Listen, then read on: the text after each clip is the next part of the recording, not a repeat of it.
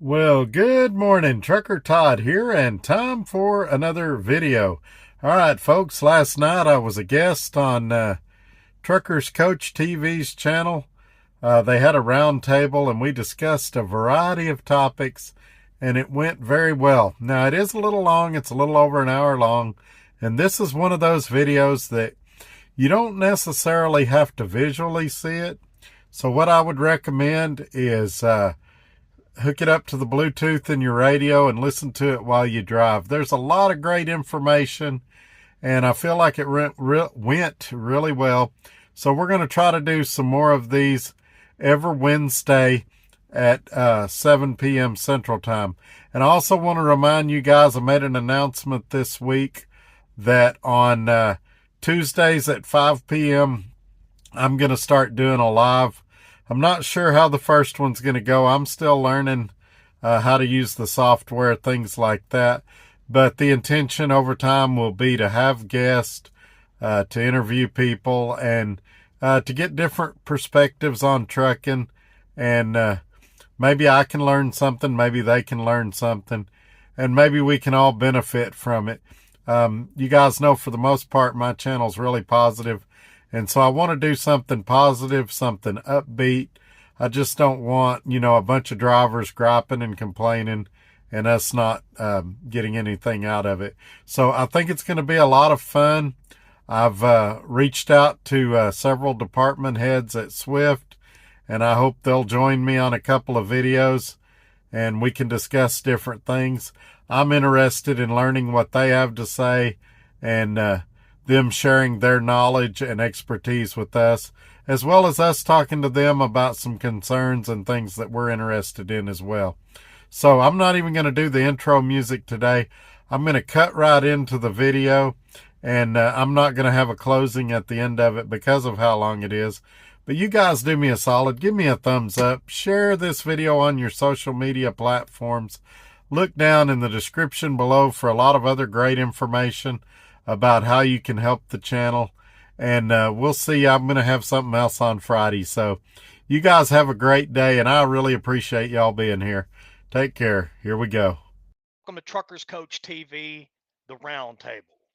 And tonight we're going to have some guests on. We're going to talk about Swift transportation and how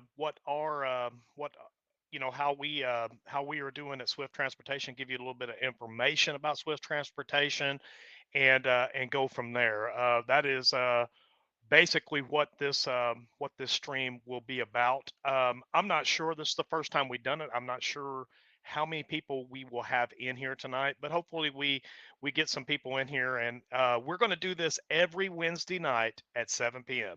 So every Wednesday night, 7 p.m. Central, you can look for the roundtable, and we will talk about more and more things about Swift transportation and what we see coming up, and give you updates and things like that. So hopefully, hope you guys enjoy. And I'm going to put some people on here in just a minute, and hopefully we have 4 guests lined up for tonight, or 3 guests lined up for tonight, and um, everybody will give their kind of perspective, and see how they like things, and stuff like that. There's other people live right now, so I'm trying not to walk on them, but we promised we'd be live at 7. We're a little bit late because I was trying to create this banner down here at the bottom, and it wasn't cooperating with me. So anyway, that is that is what that is what we're going to do. So without further ado, I'm going to put our first guest on,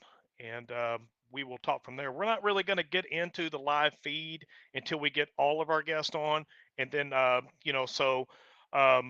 we will talk about a few little things, but we won't really get in on the live feed um, until we get all of our guests.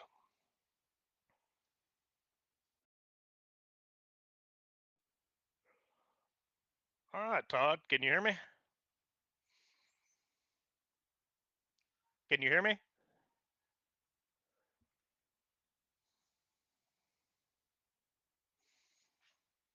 I don't think Todd can hear me. I can't hear you.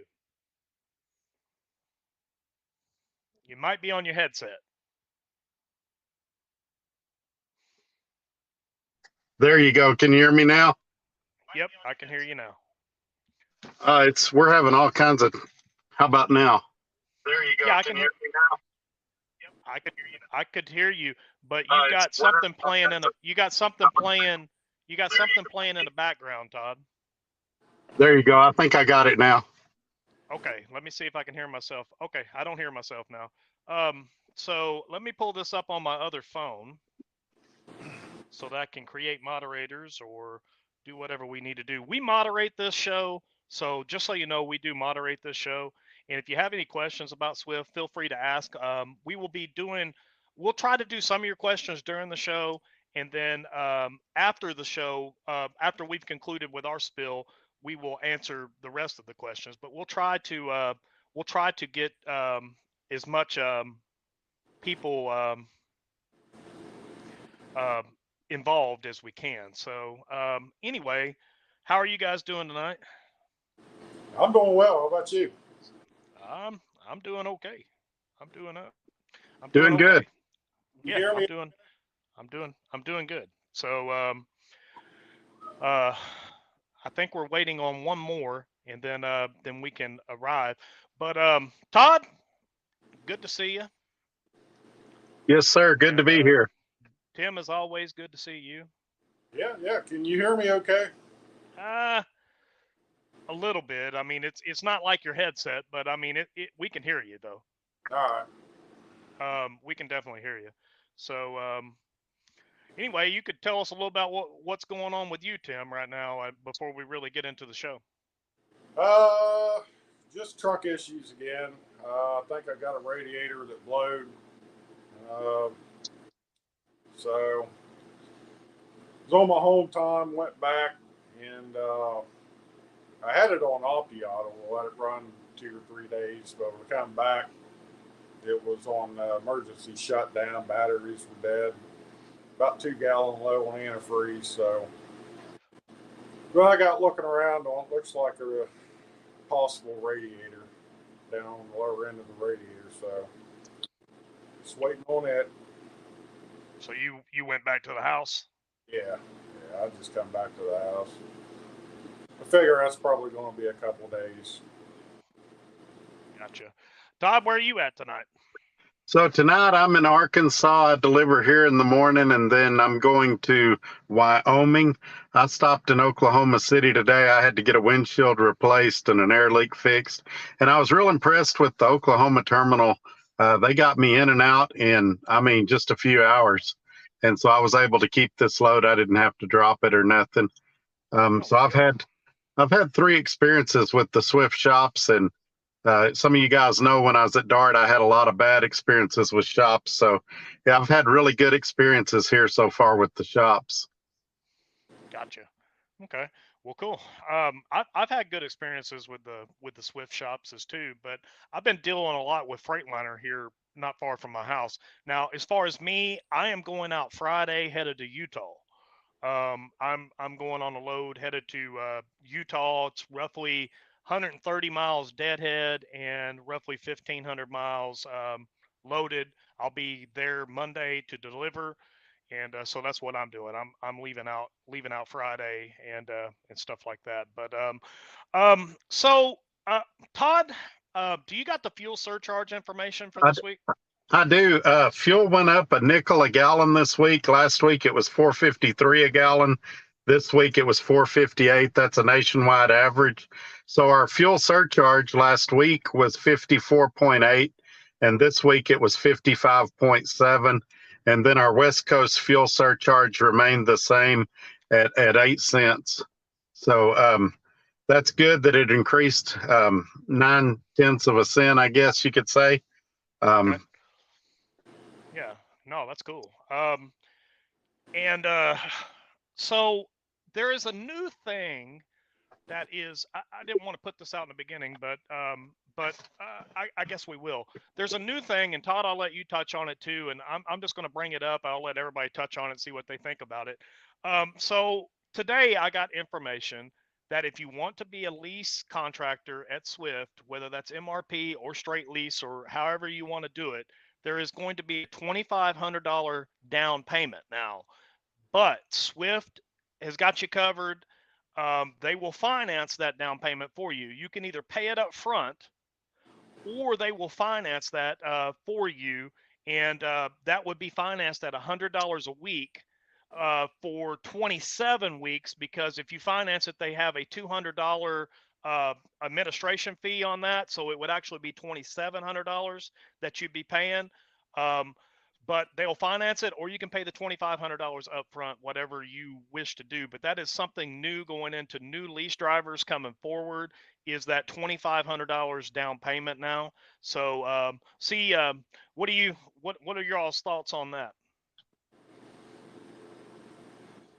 Well, you want to go first, Tim, or you want me to? Go ahead. Initially, I was a little concerned, and then I started doing a little research. I called some of your Lone Mountains, some of your SFIs, things like that, and a lot of their deals, they're wanting 8,000 down, and we're talking about for trucks with 500,000 or 600,000 miles on it, sometimes more in some cases.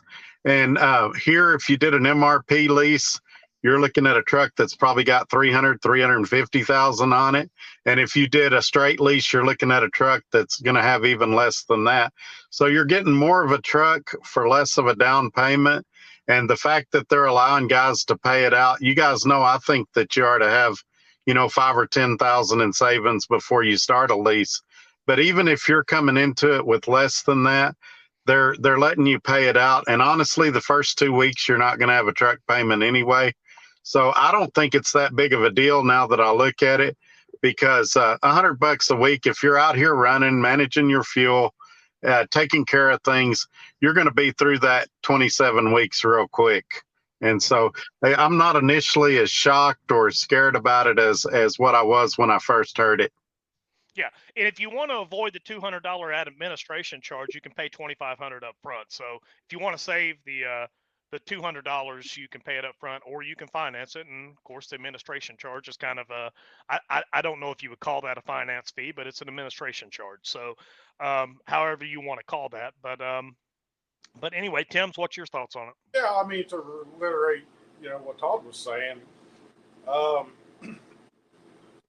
2,500. It's not a bad gig. I mean, like he said, you go to like SFI or Lone Mountain or something like that. You're at minimum five. Mm-hmm. But you're more likely to be around 8 to 10. And like he said, you're coming into trucks with 350,000, maybe less, Mm-hmm. maybe at max 400,000. But overall, I mean, 2,500. I wouldn't say it's nothing, because it is something, but it's not a bad deal. I don't think it's a bad deal. No, I don't think it is neither. Now, what I think is, they were giving these trucks for 0 down payment, and I think since Todd's been here, and now that we've come here and things like this, I think that it's going to make the program a lot more popular. So trucks are going to be a little bit more scarce. So it's going to be harder to get in a truck. Although there is some available, I was told today there are some available, but they were getting a little bit short on trucks and things like that. I think the down payment is kind of like your way of putting skin in the game, so that you're not like wasting, not wasting your time and wasting their time, or wasting your time by trying to get into a truck. And then, if you got skin in the game, you're more likely to stay too. It is my opinion. I think you're more likely to stay if you are putting skin in the game. That's my thoughts. But we got some other things going on. I didn't write down. I should have wrote down topics to talk about, but I forgot to do that. But Todd, you are part of the load board planning group, kind of the testers and things like that. and you're on the weekly conference calls and you get the info on the load board, a lot of people want to know, when is it coming out? When is the load board coming out? That is really the $1,000,000 question. They had one before this, and it had about 100 people on it, and it crashed. So what they want to make sure is that when they release a product, it's something that's ready for prime time. Their biggest fear is they're going to release something and it's going to crash, or it's not going to be able to handle the load. So they're really testing the dog out of it. And for example, and this is normal in beta testing. Some of you guys know I beta test Android products. You expect problems in beta testing. The goal of beta testing is to try to break something, try to find problems before you release it to the masses. So right now they're doing what they call 005 freight, which is solo over the road freight. There's not any flatbed, there's not any reefer on there. There's not even really any team freight on there. And even today, they added some more people onto the load board that was from the original set. And one guy was having trouble logging in today, and they were able to get him logged in. I'm the only one of the approximately 30 on there that, for whatever reason, they can't get my login details to work. And so they're still working on that. But like I say, I receive text messages every time somebody gets a load off the load board or has a problem. And then I do this weekly conference call that I was on earlier today. Overall, it's working really well.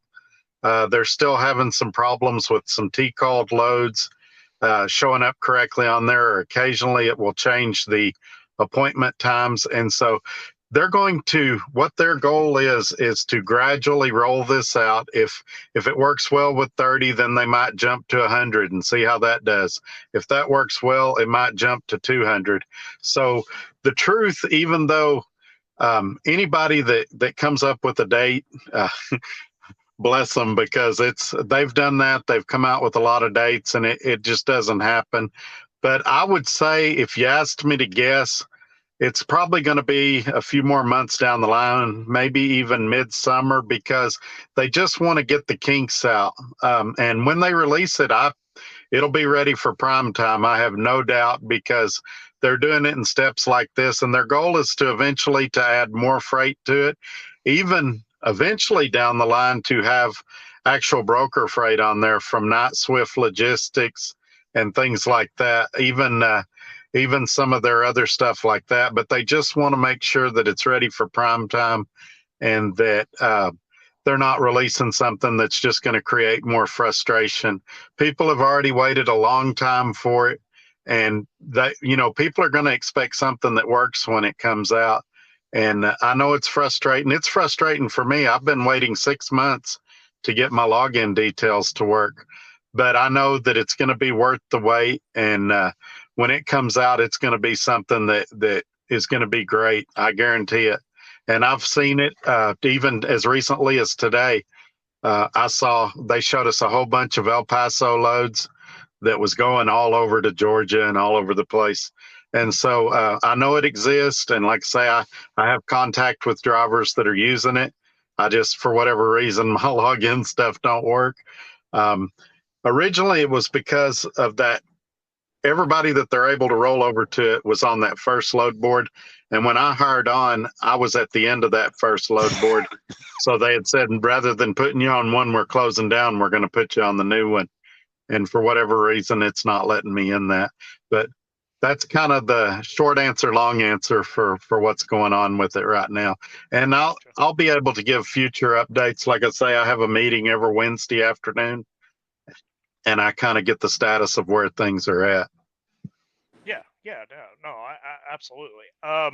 Now, let me ask you this. You may or may not know this question, but I get a lot of people ask me this on email. Will the load board, like Schneider's load board, I helped on that a little bit back in the early stages of it, and it would show like an orange trailer if it was a drop and a hook. Do they have information in that load board that will show you whether it's a drop and hook load or a live load? That's a great question. That actually came up today. And the answer is it's not on there yet, but they're trying to add it. And what it'll say is, instead of having a color like that, it'll say like a D for drop and hook, or it'll say like an L for live load or something like that. That's one of the things they're trying to add. And by the time they release it to the masses, it'll definitely be on there. Okay. All right. And let me ask you another question that I've been asked a lot is, when you pick that load, does it bypass the planner and go automatically to your truck, or do you still have to work with the planner? How does that work? So it really depends. If we're going to be deadheading more than 100 miles, they want us to contact the planner to get paid for that more than 100 miles of deadhead. Also, if it's a load, say that it picked up in California and it was going to Laredo, and you wanted to T-call it in Lancaster, you would still have to go through a planner and get it approved to T-call it somewhere before you accepted it. But the way it normally works, if you're going to pick it up at the shipper and deliver it, what you would do is you would accept the load on the load board, and then you would send a text message, because right now they're wanting to track everything, and because it's still there's a chance of errors and things like that. And they even recommended today, when you accept it, to screenshot it, because it removes the load from the load board once you accept it. Okay. I put a question from Stuart Warby down here at the bottom. If you can read that, Todd, that's a question about the load board. Will there be a load board that is available to only inside contractors, or can outside carriers see the freight? So this one that they have that we're beta testing is just for Swift contractors. I think what you might be referring to is Night Swift Logistics load board, which is a totally separate load board. And we'll have some of that freight eventually come to this load board too. But obviously, I mean, they're not going to put anything in there that's going to lose them money. So if it's a load that maybe is not going to make Swift money, obviously they're probably just going to leave it on Night Swift, if that makes any sense. Okay. So this load board is strictly for lease operators at Swift, right? Correct. Okay. Correct. This is an internal load board similar to what USA Truck has. Even what Snyder would be a great example. Snyder has an internal load board, and then they have a brokerage app for outside carriers, if that makes any sense. Mm-hmm. Okay, well, good. Like I said, I did Snyder's load board, and it worked flawless. It had a couple kinks in it here and there, but for the most part, that worked great. I mean, that load board worked great, and I hope Swift's does the same thing. You know, Good gig, a good board. Could be. yeah. I mean, and I ran on that board for like 2 or 3 years, and I can't remember exactly, but it was just call it 2 years, but roughly that time frame that I ran on that board, and it was in 2013, 14 range that I ran on that board, and it worked pretty good. So I hope Swift's works just as good. I mean, it took them a while. It took them a while to get the kinks worked out of theirs too. So I mean, I understand Swift having to take their time to get this thing working right and get the right things in process and stuff like that. Now, um, let's talk about the speeds that we run, because a lot of people are saying, that how to make the fuel surcharge work versus the speed that you run with our current fuel surcharge. All right. So you have to look at it from the perspective of what kind of fuel economy your truck's getting at first, and what speed. Now, ours work best, and these are the Freightliners, 2018, 2019 Freightliners. I'm not sure about yours, Todd, but we seem to get better fuel mileage at 57 to 60 miles an hour, somewhere around there. 55, I mean, you don't see much of a difference from 57 to 55, but at 60, you see a little difference, but it's not a lot. So, what speeds are you guys running to utilize? Because I'm a proponent of Kevin Rutherford, And I listened to him for years and years and years, way back in like '08, '07, stuff like that. I've been around since '99. But and I think Todd, you've been around longer than me. But um I always took his analogy of anything faster than 55 miles an hour that you go, you lose 1/10 of a mile per gallon, is what he used to teach. So, what speeds are you guys running to maximize your profits here at Swift? All right, so if I wanted to truly maximize with my truck, 55's it with my truck. 55 is it. But I've been typically running about anywhere from 57 to 60. And and I'm still seeing anywhere from 9 to 9.7. It just depends on the weight. Gotcha. Okay. On the weight. Todd, how are So you running? in my situation, I'm usually running. I like to run 60 to 62. Sometimes I will go a little slower. A lot of mine is weight dependent, depending on, for example, I had a load a few weeks ago that was 6,000 pounds. I went ahead and ran fast on it because at 6,000 pounds, my truck thinks it's empty. But I've got a load here that it doesn't deliver till 6 a.m. I'm 103 miles away. So I'll run 58 or 60 over there because I've got plenty of time. I have a lot of blowback that I receive about speed. I've heard everything you can hear about speed. And what I tell guys is, fine, run your truck whatever speed you want to. But if you're running your truck 70 miles an hour or 75, and you're not making the kind of money you want to make, just try what I'm saying for a week or two. Run slower, run 55, run 60. If it doesn't increase your paycheck, you can always speed back up. Mm-hmm. And No, the other thing that a lot of people don't think about is tire pressure. Having your tires at the correct pressure, and even what type of tires you buy, make a preach big that. difference on fuel economy. Yeah, tire And pressure is big. so that's some things that I think a lot of people don't think about. Wear and tear on your truck. If you hit a pothole in the road, and there's a lot of them out there, at 55 miles an hour, the damage to your tires and your suspension is a lot less at 55 than it is at 75. Your brakes from having to constantly speed up and slow down because people are pulling out in front of you, or there's somebody, getting on an exit or getting off an exit. There's just a lot of wear and tear on the truck that's increased the faster you go. Then you take the wear and tear on your body, the shock from all the bumps in the roads and stuff. And it's just better on your body, it's better on your equipment, and it's better on your bottom line if you're just willing to slow down. And hey, I get it. It's fun to go fast. I wish I could run 80 or 100 miles an hour down the highway sometimes. But I'm out here to run a business and make money, not just to have a good time. Sure. And after you do it a couple of weeks, you don't even notice it. It doesn't bother me near as much. I used to think I had to do 75 to survive, and now I can run slow, and it doesn't bother me near as much as I thought it would. Todd, I got another load board question for you. I put on the screen there. See if you can't answer that. If you're able to read it. If not, I can read it to you.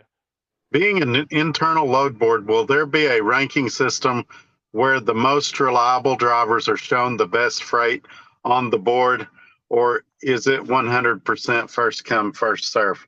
So they haven't had any discussion about, I guess you'd say, um, prioritizing loads or anything like that. It's more of a here's what we got, and first come, first serve type of deal. The problem that they're having right now is it updates every 30 minutes.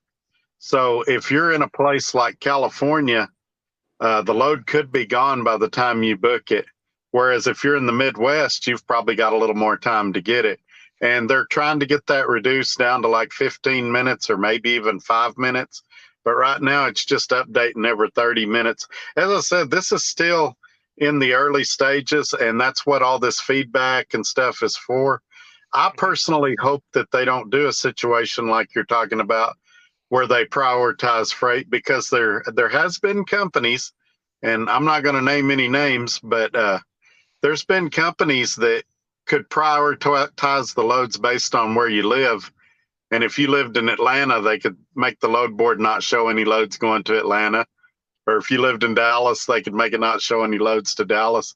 So I like that it's an open board where they just lay all their cards on the table and people pick what they want. Okay. All right. Well, cool. Stuart says you can't change. Stuart says you can't change the laws of aerodynamics. This goes back to us driving slow and drag. I don't know why drivers think they can. No, you can't. And it has to do with physics too. And you can't you just can't deny gravity. I mean, you can't. I mean, you're pushing more wind faster at a higher speed. You're just pushing more volume, and you're pushing less at a lower speed. And that's just the way that it works. And a lot of guys don't look at that. They think, well, I get one more load in. Well, one more load don't always pay your bills because you're blowing a lot more fuel than me. So me having one less load, I could actually net more than you because of my fuel economy. Right. So it's easier on the truck. It's easier on the tires. It's easier on maintenance. It's easier on a lot of other things. And you basically can come out ahead just because the laws of gravity or physics or however you want to call that, you can actually come ahead because you're pushing less air, you're getting better fuel economy, and that better fuel economy versus that guy that gets one more load than you is, because let's just be honest, they're getting to a destination 2 to 3 hours before you. Okay, they're not getting there 12 hours before you. They're getting there 2 to 3, maybe 4 hours before you. So what are they really accomplishing where I'm saving an extra, let's just say $60 a load in fuel in that 4 hours? Let's say I'm saving $60 in fuel, but I do that times 3 loads, that's $180 saved. But if you think, or 4 loads, it'd be $240 saved. Now, if they get an extra 200 or 300 miles in there and they're blowing more fuel, they still are netting basically the same thing we are with running less miles, less wear and tear, less maintenance on our trucks. Do you guys agree with that? Oh yeah, it's 100%. Definitely. It's been proven. Been proven. I mean, me and Tim's been testing this for a while. There's probably, for everything, there's probably an exception to the rule. And if you're hauling military equipment and you're getting $6 or $7 a mile and they're paying expedited rates to get that stuff there quickly, there might be a situation where it is worth it to go 75 or 80 miles an hour.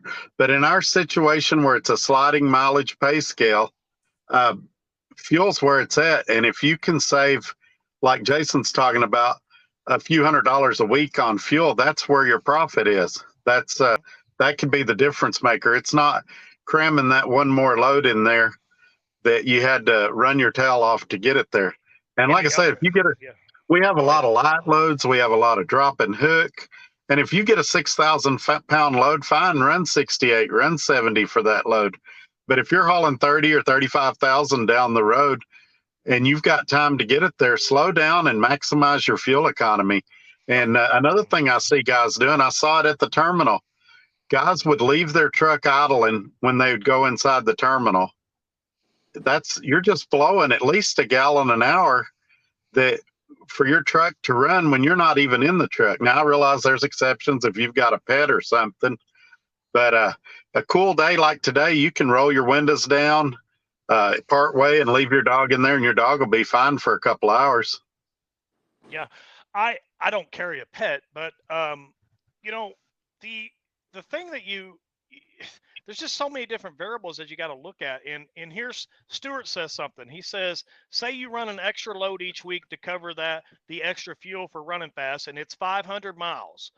And you work 50 weeks, that's 25,000 miles a year in extra wear and tear on your truck. And that's a good point. I mean, that's a very good point because that is true. You're running 25,000 more miles to catch us at slow, to catch our money, net money, if that makes sense, our net money, which is what we want to talk about. I don't really care about gross as much as I care about net because net's what I'm bringing home. Less taxes, but net is what I'm bringing home. So that's what we should care about. We should care about what we're bringing home. And, of course, everybody's deductions are going to be a little different depending on your truck and stuff, but me and Tim's are the same. But, it goes without saying that if you just slow down, man, Kevin Rutherford has built a business on this. He built a huge empire business on just slowing down. And the other thing that I will tell you that will put you ahead of other people, and I hear this say, and I've been preaching it for a long time, get a fuel card. Get a fuel card. I promote mine. Mine's the RTS fuel card. Todd has one that he promotes. Tim uses the one that I've got, the two that I've got. Tim's got those. We all use fuel cards. And mine are credit line. I'm not sure about Todd's, but he can tell you a little bit about how his. Mine's the RTS fuel card. I'll put a link in the description of this video, and I'll put a link to Todd's in there too. But guys, listen. Fuel cards are huge. And like right now, if I go look up, let me get on RTS on my other phone here. If I just look up, let's just say Gary, Indiana, because that's where I was the other day or last time. I was in Gary, Indiana. So if I go search fuel and hit Gary, Indiana, It's 380 at the Gary terminal right now. So okay, it's 379. It's 379.9 in Gary, Indiana. That's $1.10 off a gallon. Mm-hmm. And you said it's 380 at the Gary terminal. So use the terminals and get a fuel card. That's the best thing I can tell you. I bought fuel earlier today here in Oklahoma for $3.64 a gallon. Mm-hmm. And so that's where it's at. The pump price, I believe, was $4.20 something. And so that's a big savings when you're getting 130, 140 gallons. And you do that 3 times a week. And that's where it's at. It's the pennies that add up to dollars. But that's where your fuel card kicks in, because the chances of you always being able to run by a terminal, I mean, you just can't do it. No, you can't do it. So that's where the fuel card kicks in, so you can try to get the same, discount price with your fuel card that you could at a terminal. So yeah, I mean, when you're saving $1.10, I mean, and it's $1.09 off at the Gary terminal. So me personally, I would, instead of me cash flowing that 1 penny a gallon, I mean, that saves me $1 on 100 gallons. I'm going to go to the Gary terminal and buy the terminal fuel. That's just what I'm going to do. It's 6 miles out of the way. I'm just going to go buy the Gary, and I'm going to use their card. They can cash flow it. But for a penny a gallon, I'm not really saving anything by going to the pilot. But, where you really get ahead in this game is shopping your fuel. Shop your fuel stops, guys. I mean, you have to shop fuel. And you also have to watch IFTA.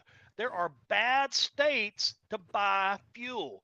Just because in South Carolina it's so cheap doesn't mean it's a great place to buy it, because you're paying less tax on it. And it's going to come back to bite you come IFTA time. You guys have got to watch what you're doing, man. I've said this for years. Don't just buy fuel because it's cheap. Buy fuel because it makes sense.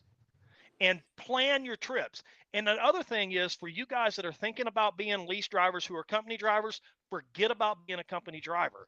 Listen to us here. We're going to do this every Wednesday night. Listen to us and learn from people who have done this for years. You got to forget that company mentality of filling up all the time, because sometimes it don't make sense to fill up. Sometimes it makes sense to get 75 gallons. Sometimes it makes sense to get enough just to finish the load because fuel's cheaper where you deliver. I mean, it just makes better sense to shop your fuel and pay attention.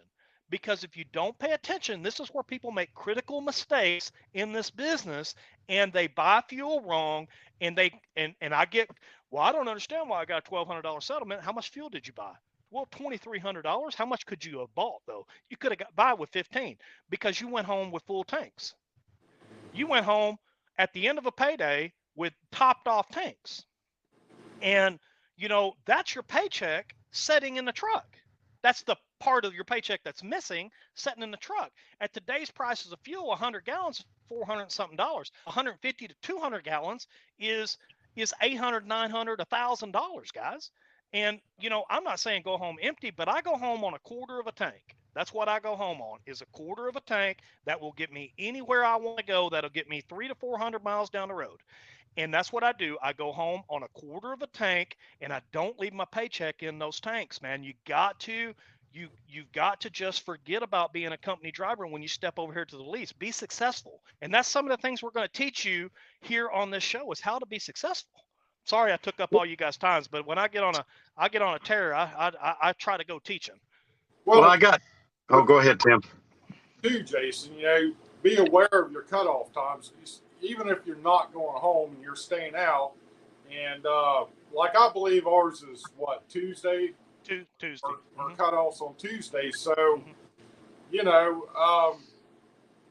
just when that just right before that new day of the week starts, just get what you need. If you need fuel, just get what you need to get through that day, and then fill up on the new beginning of the week. That way, you're not dumping in $1,000 worth of fuel that you didn't need to. You could have got away with just putting in another couple $100. Yeah. Well, a couple things there. When I go home, I run my tanks down as low as I can because they've had instances, and I'm sure you guys have heard of instances where if somebody sees a truck sitting, they're tempted to siphon fuel out of your truck. And if they try to do that to mine, they're not going to get very much. I'd rather fill up, have fresh fuel when I come out of the house. And so that's one of my strategies. I run it down. I'm like Jason, I'm down quarter of a tank or maybe even an eighth of a tank. And I may even park it where I plan to fuel when I come back out. So I don't have to worry about running out or anything like that. Secondly, I'm seeing some comments about speed still. A lot of people still hung up on that. And I would say right now, especially in this economy, most of us are running 2,500 to 3,000 miles a week. Regardless of what company you're with, there's just not a lot more loads than that. Now, I went back and looked at some of my old sediments when I was at Roadrunner. I was running 4,200 miles a week, but those days are gone. You're probably not getting 4,200 miles a week. So if I can run 58 or 60 and still get my 2,500 to 3,000 miles a week, what advantage is it to run 70 or 75 if I'm still going to get the same miles? There isn't. There's no advantage at all. You're just beating yourself up for nothing. Exactly. And work smart. I agree. I wholeheartedly agree, man. You just I mean, the one thing I can't hit home enough is, like Tim said, know your cutoff times. And the other thing that I can't tell you enough is get a fuel card, guys. I mean, whether it's prepaid, whether it's a credit line like mine. I mean, mine's got a $4,200 credit line on it, and it comes out every Friday. It's got a Wednesday cutoff for Friday pickup, and out of my bank account. Guys, I can't tell you. I just can't tell you how important it is to get a fuel card, man. I mean, Swift they allow us to get our own fuel cards. Swift allows us to do that. We are not getting max discounts on Swift's fuel card. We're just not. But we do save the money using Swift's fuel card at the terminals. And that's where I use the card, is at the terminals. I use it at the terminals religiously because, like I just proved to you today on the RTS fuel card, it's $1.10 off at the Pilot, but it's $1.09 off at the Gary terminal. So I'm going to go to the Gary terminal and use their card, so I don't have to cash flow it, So it just comes out of my settlement. So those are the things that we just can't teach you enough, is to be proactive, to drive slower, drive smarter. I mean, whatever. I mean, listen, here's another thing about driving 55, 60 miles an hour. You always got a cushion. You've always got a cushion, guys. You don't have to fight for cushion. You don't have to fight for 8 seconds. People are passing you all day long and giving you a cushion. You don't ever have to worry about hardly nothing unless you run up on a slow vehicle going 40 or 50 with their hazards on. Other than that, you have to worry about nothing, guys. You just don't. And the safety aspect of driving slower. And it goes what, Tim? Todd was saying about wear and tear on the brakes and using excess fuel, speeding up, slowing down. You set that baby at 57, chances you happen to hit the brakes and slow down, speed up, move and weave, and it's slim. You're just there. You're there. And you're not drag racing trucks down the highway either. That used to always frustrate me when you got one truck that's 1 mile an hour slower or 1 mile an hour faster. If you're doing 55, 60, something like that, Yep. let the super truckers fly by you. Let them go. And it's so much easier on you at the end of the day, too. You know, at the end of your 10, 11, 12-hour day, whatever it is, you don't feel as worn out as if you were sitting driving 65, 70, you know. And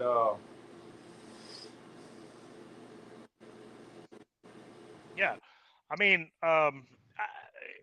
it's just listen, it's the laws of physics, guys, and the laws of gravity. I mean, you just can't defy it. People smarter than us, people way before us, years and years and years ago, came out with these strategies. It's not something we invented to drive slow. Everybody calls it the 55-mile-an-hour club. That's fine. People have been doing that for years, listening to Kevin Rutherford. We didn't invent that. People have been doing that for years, guys, and been most fuel efficient, have the highest bottom or the best bottom lines, and they're banging it out, guys. I mean, you can do this on a mileage contract like we're on right now if you just pay attention. Buy your fuel right, drive slow, get the best fuel efficiency, use that fuel surcharge to your advantage, and buy fuel cheap. Get a fuel card, those things. I just can't preach that enough. You guys have got to lay it down, and you have to become business owners when you come to do this. I mean, you have to do that. I mean, you have to you know, you got to forget about being a company driver. You have to make this a business. If you don't make this a business, you will not succeed. Be quick on your feet, slow on the streets. There you go. There you go. There you go. Yeah, I mean that's true. I mean that's very true. So here's another comment, and I wanted to address this one because I've received it on my channel. Michael Yarovich said, "Stop booking cheap freight. If you're doing 55, get a better dispatcher." It really doesn't matter what your rate is. You should still try to maximize your profit. And you know, it doesn't matter when I was pulling, the broker freight for the 2 years, I was getting $3 a mile dry van pretty much all the time. Now I had to give 30% of that away, but even then, I still tried to maximize my profit. Just because you're getting a good rate, why throw money out the window? That's right. If you're just willing to throw out an extra, say, $300, $400, $500 a week in fuel, donate it then. I remember guys would tell me, "I'm not going to mess with filing for detention because it's only $50. And I used to tell them, "Well, if you found $50 on the ground, why wouldn't you pick it up?" And that's what this is. This is, yes, you want a great rate, but no matter what your rate is, you should still try to maximize your net. And that's what we're talking about here tonight. It really doesn't matter who your dispatcher is or what your rate is. You've got to do like Jason said and run it like a business. Well, it is a business per se. You know, you're here to make money, and if you're going to be out there running for weeks, months, maximize it. Maximize. Here's a question for the chat, and you guys chat this up, and you may or may not know the answer. Some of you may, some of you may not.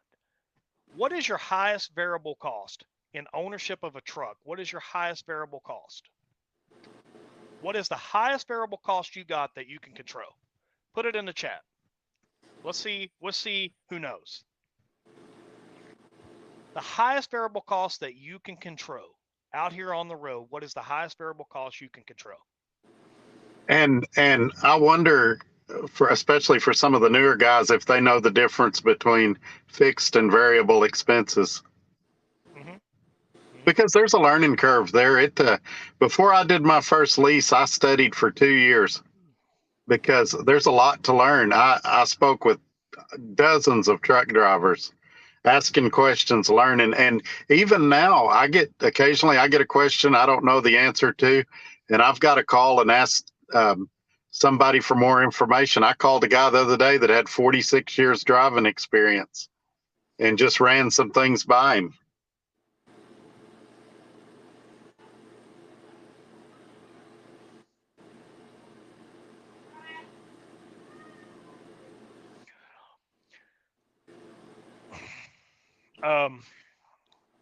Anyway, so we've got some people that are putting out, let's see here, fuel. All right.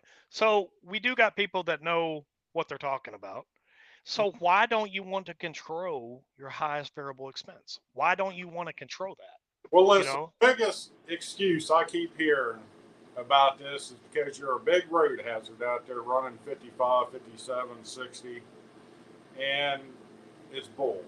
You are not a big road hazard. You're not a road hazard. Mm-hmm. That's true. That is true. It's the first time I've seen Wheel Burner Express in here. I've heard a lot about you, but never have sat in on one of your live feeds. I hear you do good live feeds and things like that. But good to have you in here. I find the bigger road hazards when everybody is running the same speeds, bunched up. You have no outs. You have no safety cushions, no nothing. Mm-hmm. Those are your road hazards. Mm-hmm. And every winter, especially during the winter, proves that point. Whenever you have got these big, massive truck pileups, and so who's the road hazard? The one sitting back there all by himself, or everybody bunched in together. Yeah. Look what Stuart just put down. I ain't out here doing math tonight, but Stuart said the national average diesel price is $4.58 a gallon.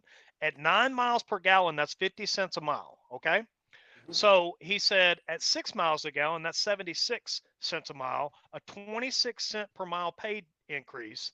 Who in their right mind would turn that down? That's what we're preaching. Well, that's what we're trying to preach. That's exactly right. Yeah. Mm-hmm. Who would turn that down? That's what we're preaching. And people make fun of us because we want to drive slow and maximize our profits and go by the Kevin Rutherford way of teaching and things like that. But we have made very conscious efforts to maximize profits. And people will be like, why are you at Swift? I'll tell you why I'm at Swift. Because one, it's a good rate. And two, it's drop and hook freight and it keeps me going. And I'm not on the phone calling brokers, because you're not just calling one broker, folks. When you're out here on the road, you're not just calling one broker, you're calling 10 or 12 to get one load. And you're lucky if that takes you an hour and a half to 2 hours to book that load. Here, it's ease of use. Am I giving up a few cents per mile right now in this market? Maybe. But I'm not giving up enough to go spend 2 to 3 hours messing with brokers to get on the next bandwagon. This here is drop and hook freight for the most part. I'd say about 80, 90% drop and hook freight. My next load 43,000. That's the heaviest load I've ever pulled since I've been here. Most of my loads are 30 or below, 30 to 35 or below. And people just don't realize if you stay consistent, and that means keep running, whether that's loaded or empty and getting paid for those miles. The other thing on spot market, you ain't getting paid for empty miles. We are getting paid for our empty miles, but, Correct. You're not and just tolls. spending. Mm-hmm, and our tolls are paid for and our plates paid for. We don't pay for the registration neither. So those are a lot of things Swift takes out of our pocket. And another thing is, we'll talk a little bit on the MRP lease in just a second, and I want to touch on that in another episode too. But and then I want Todd to touch on his straight lease as well, because Todd's on a different lease than us. He's on a straight lease where me and Tim are on MRP. But here's the thing, man. Look at how much time you're spending on the phone, because it's not just one broker. Every now and then you might get lucky and call two. Every now and then you might get lucky and call two brokers. But for the most part, it's a minimum of 5, probably 10 or 12 is who you're calling before you get a rate that's even remotely close in this market to what you want to pull a load for. Lucky. You're lucky.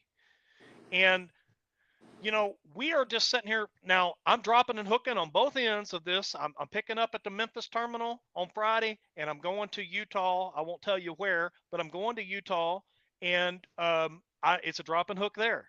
I'm dropping and hooking. So my next load, I just got to drop the load, pick up an empty, bing, I get another load. That's how it works. And probably, most likely, I will have that other load before I even get to Utah. I will have that next load before I even get to Utah. So staying active and staying consistent is better than having a day break. Well, I'm just going to set for a day because I didn't get the rate that I wanted. A lot of people do that. And, and sitting costs you money. Where we're not sitting, we're still drawing revenue, so right now, 55 cents is what we're getting on the fuel surcharge, roughly $1.20 on the loaded mile right now. So $1.75, let's just call it what it is. It's $1.75. But guys, in some areas on the spot market, after you're getting 80% of that or 85% of that, you are not making as much as we are. And that's just the truth, unless you got your own numbers. And people say, whoa, you're at Swift. I'm at Swift because it was a smart business choice, folks. It was a very smart business choice. And that's why I'm at Swift. And those are the reasons that I'm at Swift. It was a very smart business choice. And people don't look at all sides of the application. They just don't do it. They look at how much money can I gross? Gross means nothing. Net is everything. How much can you net? Because I guarantee you I'm netting just as much as somebody driving 75 miles an hour or 80 miles an hour down the road passing me all the time. Guarantee it. Todd, I went on a banter. So I went on a banter. I agree completely. And somebody else put a question in here I kind of want to respond to. Okay. It's Rooster Cruiser. So without sarcasm, with all the companies you've promoted, is Swift really the best? Yes, on this time and day it is. Now that's what people don't realize. At DART, I was there for 2 years. We had 3 different CEOs that I remember during that 2 years. Each time there's a new CEO, companies change. As you guys know, the market changed. So when I was at DART, I really believed that was the best deal. Rates was good. I was booking my own loads. But when rates crashed, I needed to go something more steady, like Jason's talking about. I had this next load going to Wyoming while I was still in Texas on my way to Arkansas. A full 24 hours in advance, I had this Wyoming load. And so being consistent, having that drop and hook freight, being with a large carrier. How many carriers can we name in the past 12 months, medium size and small, that have gone out of business because of the market changes? And so, yes, I'm not saying I'm going to work at Swift for 30 years or 20 years, but I'm saying for right now in these market conditions, it makes sense to be here. For right now in these market conditions, it makes sense to drive slow. That may change. If fuel goes down to 99 cents a gallon, then I may agree with you. Yeah, let's all go fast. But right now in these market conditions, absolutely, I believe Swift's the best place to work. Look, I get emails every day, companies wanting to hire me, and I'm sure you guys do too. And if I didn't believe this was the best place to be in the current market and the current environment, then I would go somewhere else. But I think for probably the next 3 or 4 years anyway, this is a great place to be. Now, could that change? Absolutely. There could be a change in leadership. There could be a market change. A war could start somewhere in the world that changes the dynamic of shipping, and everything could change. And so, yes, when I go to a company, I'm there because I believe it's the best place to be at that time. I'm not going to go to an inferior company that I don't think is good. And right now, I've met nothing but nice people at Swift that want to help me, that want to see me succeed. And so I'm happy to be here.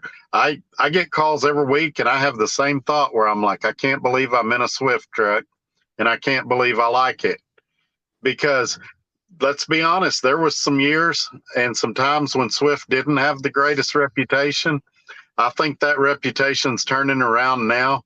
I tell this story sometimes, and I don't mean to go off on a rant here, but in 1997, when Ford came out with the Super Cab with the little hidden suicide doors, I went to a sales meeting, and they said that in the 60s, the only thing they had better than a Chevrolet pickup was the seat. They had a 7-inch foam cushion, and that was the only area they beat Chevy in pickups. And they decided that they needed to improve. So by 1977, they were the #1 selling truck in America. And it's the same thing with trucking companies. The trucking companies realize if they're bad, and they want to improve. They want to get the best drivers they can get. And Swift, especially the last 2 or 3 years, has made a lot of positive changes.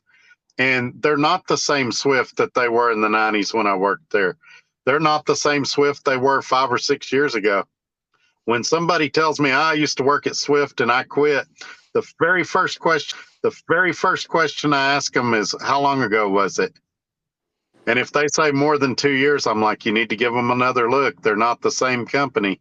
This is a really great place to work with a lot of opportunities.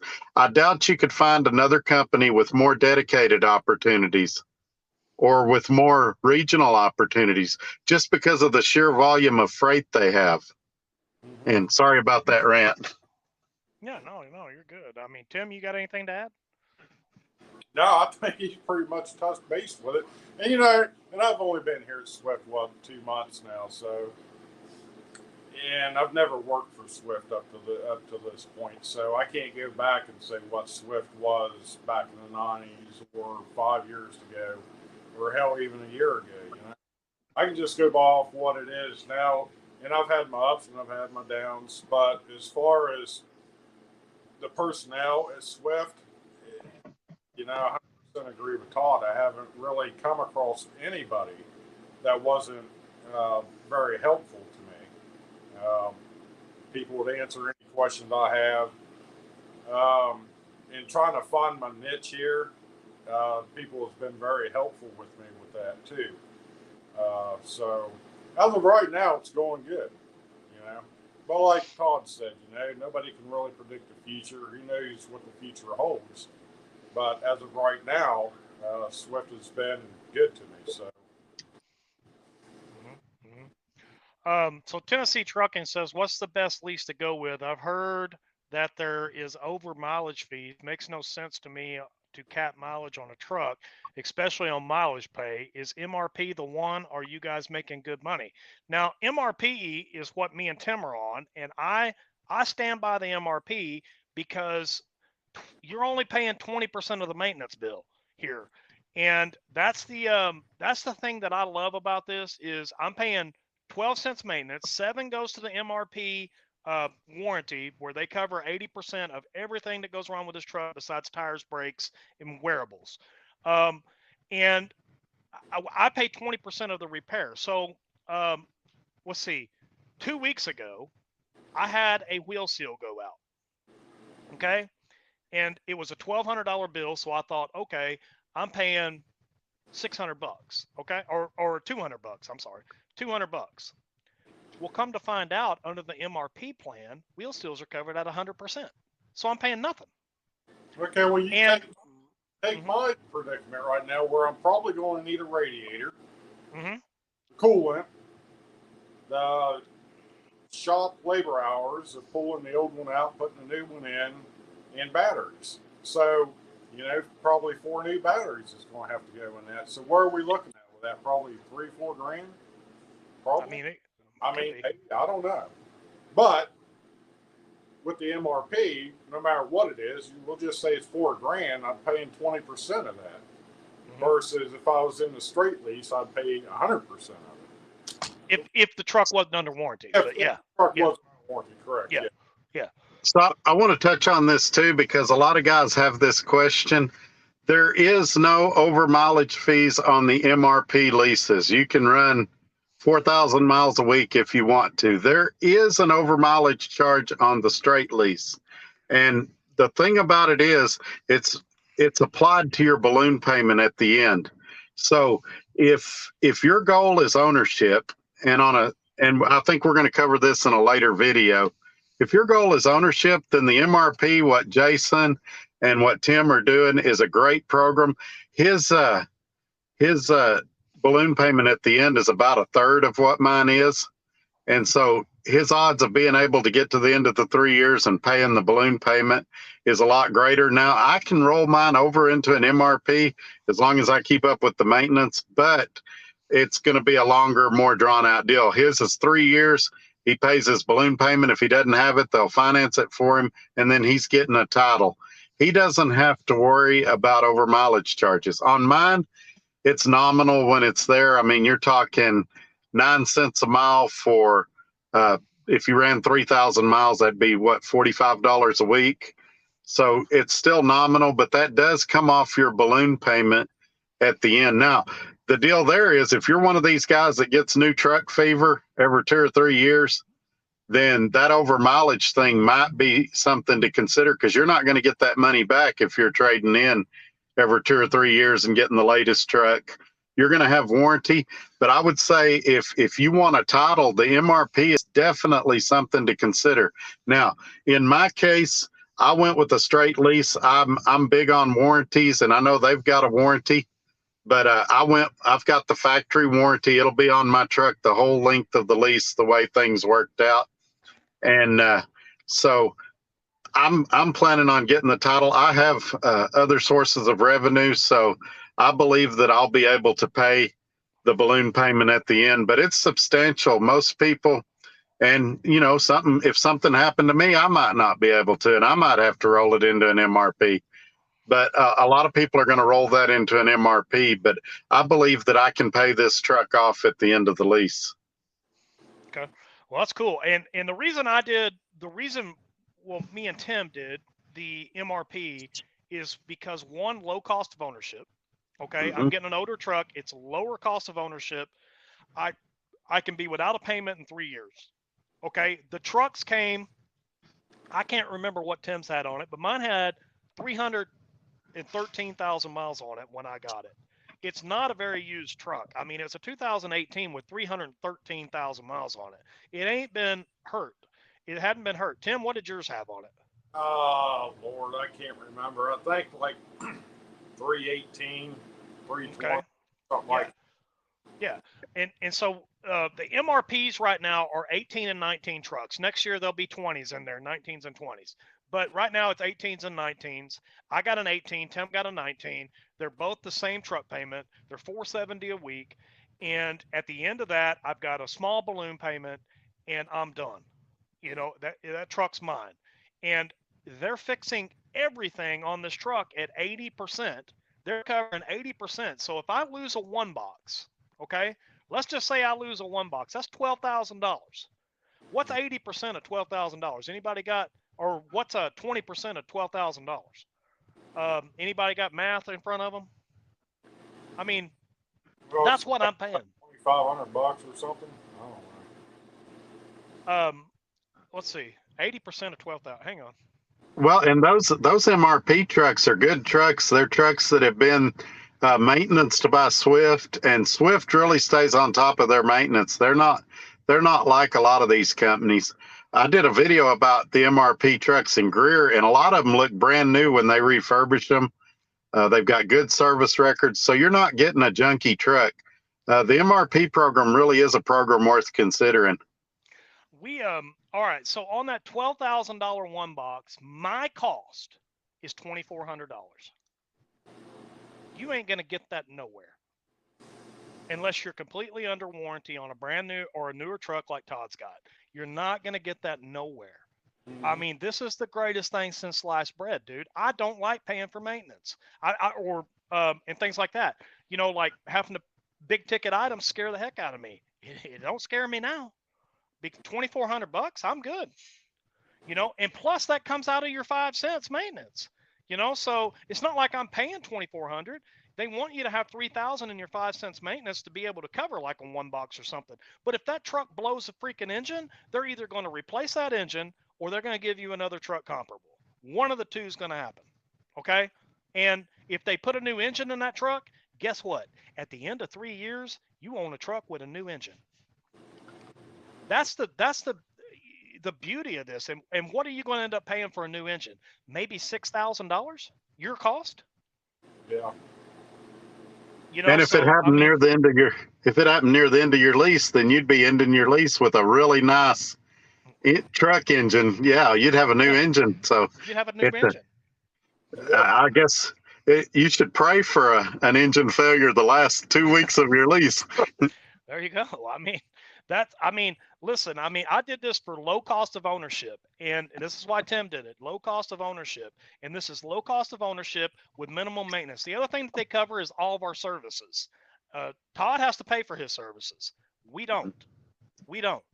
So we roll into a terminal for an oil change. Thank you. Have a nice day. Todd rolls into the terminal for an oil change. They're going to give him a bill. They ain't giving me one. That's the things that are covered in this MRP. This is why I stand behind the MRP as much as I do, because those little things matter. You know, those little things matter. Also, if you're the type of person that's not good at keeping up with maintenance and when stuff's due, the MRP is a great program because they're going to help you stay on top of your maintenance. Since they've got a financial stake in the maintenance of your truck, they want it to be well maintained, and they're going to take care of those things because they want you rolling down the road because they're on the hook for 80%. Mm-hmm. So things that I might forget, like an air dryer filter or something like that, those kind of things are going to be looked at, and they're going to remind you of them because they don't want to be on the hook for a catastrophic failure that could have been avoided. Mm-hmm. Mm-hmm. And Big Axe says you're running around 2,500 miles, and you said you're making 2,500 after expenses. Now I don't know where we said that in this. Now I said you could make 2,500 in another video, but we've got it figured out that if you're running your own fuel card, okay, if you're running your own fuel card and you're running slow and getting good at fuel economy, we've got it figured out. You'd be somewhere between 93 and 97 cents net. Okay, you're not going to net $1 unless you're just getting super discounts, right, and over $1.10, and maybe you're getting $1.40. I don't know, but you may hit the dollar at that point. But for right now, we got it somewhere around 93 to 97 cents. Probably going to not fall in that 93, 94 cent range is probably where you're going to fall. But that's using your own fuel card. Okay. And there's a lot of variables there. It depends on what truck you have. The truck payments vary a little bit.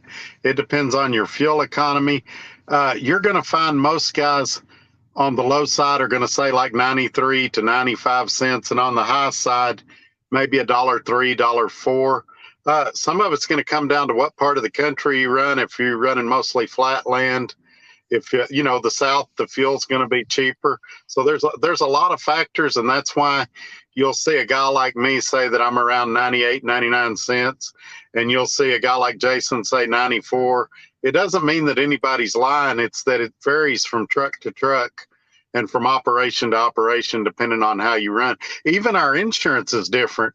I will guarantee you that Jason and Tim both have cheaper insurance than me because their truck's older.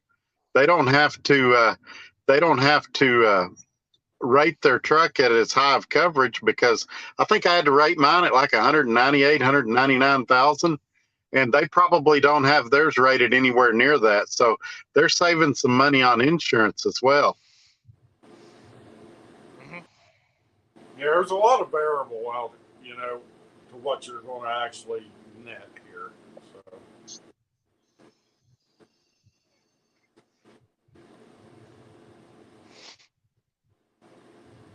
Yeah, I mean there's all kinds of pluses and minuses and things like that. We'll take questions now. We'll take some questions now, and then I think episode 1 we'll just we've been on for an hour and 11 minutes. I think we'll how often do they cover PMs on the MRP lease? I believe every 50,000, but I'm not 100% sure. 50,000. Okay, I believe every 50,000. So that'd be 2 PMs a year basically. Now you're going to get a dry PM too in between those. So, I mean, it might be 4 PMs a year. So you're going to get 2 wets and 2 dries, I believe, somewhere in that neighborhood.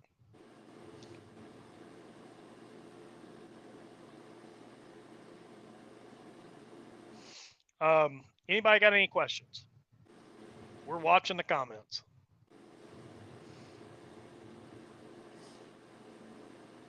Rooster Cruiser's asking why we opted for a used truck rather than a new truck. Quite simply, it was hard to get new trucks. You might remember there was a chip shortage. There's been all kinds of supply chain issues. Several companies, I remember I read an article from SFI that they weren't getting any new trucks until June. And so new trucks were hard to come by for a period of time there. And that's one of the reasons. Mine had 28,000 miles on it when I got it. Yeah, I didn't want a new truck. I mean, to tell you, I wanted that maintenance deal. Yeah. And I wanted the maintenance deal. So to get the maintenance deal, I had to get an older truck. And so we explained that earlier, but maybe you wasn't in here. We went for the maintenance deal. So we went with the older truck with very little miles on it for the maintenance deal. And so that's what we opted to do. I wanted to keep my expenses as low as possible starting into this to the unknown. You know what I mean? So I wanted to keep everything as less as possible. And then who knows, by the end of this 3 years, I may just opt in, trade it in, and go to a straight lease at that point. I don't know. But as of right now, I definitely like the MRP. Truck's got some bugs, but that's to be expected, I guess. So also we've got a question on here. Okay, so using that 93 to 97 cents per mile number, I struggle to see why it's worth it to do a lease over, let's say, a W-2 at 55 cents per mile with 401k and health coverage. Would that extra 40 cents per mile cover that?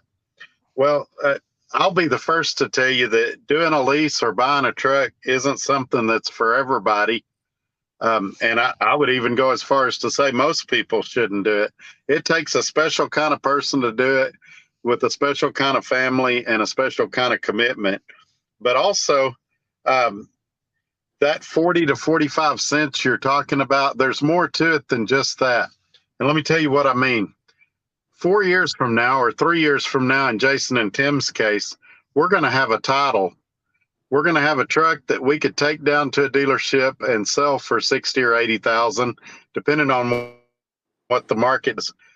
At that same length of time from now, not only did you make 40 to 45 cents less than us, but you also don't have any equity or anything you can sell. And so you have to factor that in too. Now, 401ks are important. Health insurance, I'm going through healthcare.gov. I'm paying a little over $300 a month for my wife and I, and I've got really good coverage.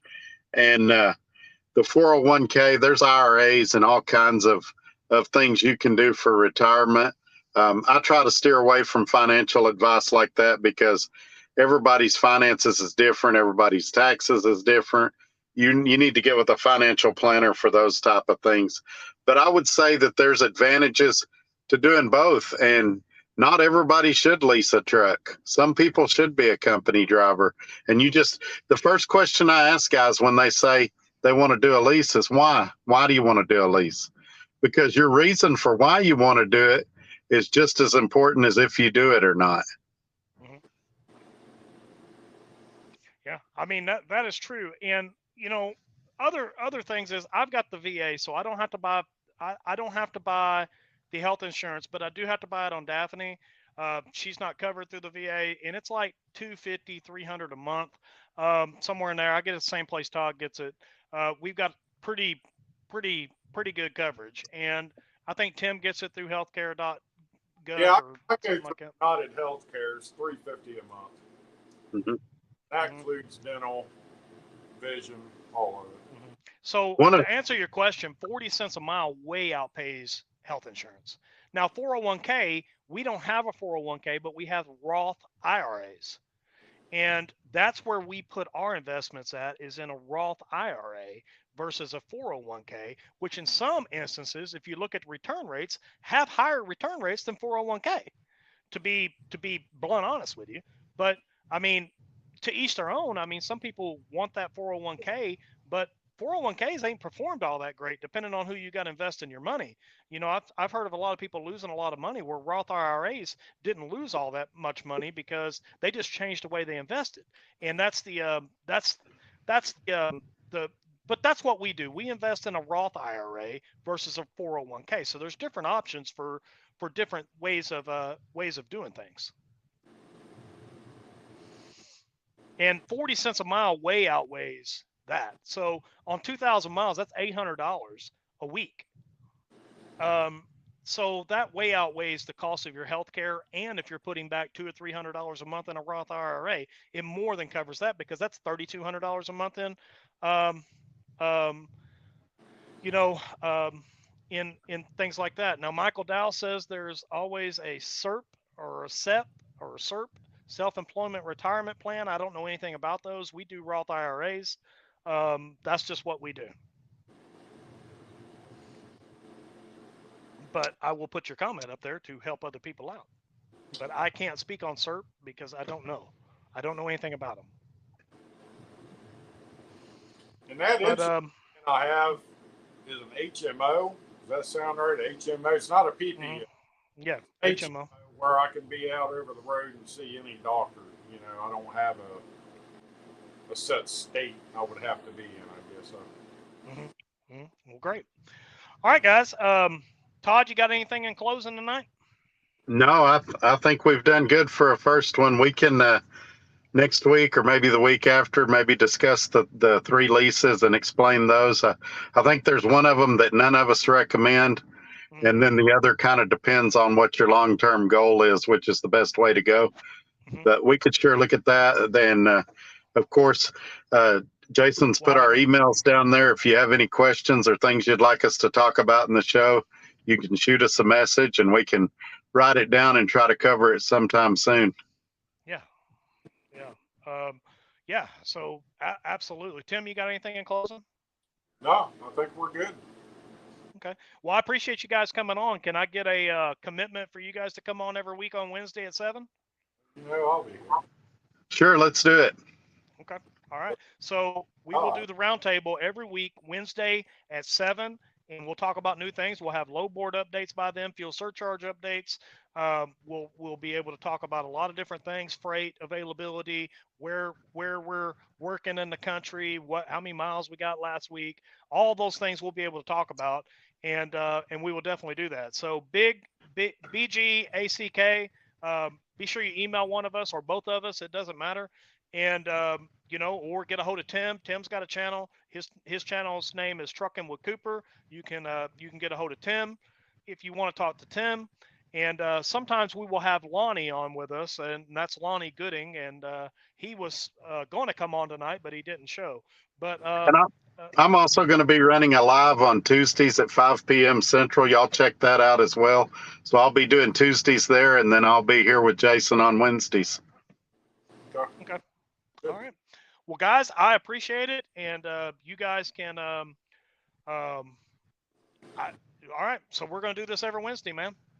That's 7 Central every Wednesday, right? 7 Central every Wednesday. We will be here. Okay. All right. We'll see you guys next week. All right. Thanks for joining us, guys.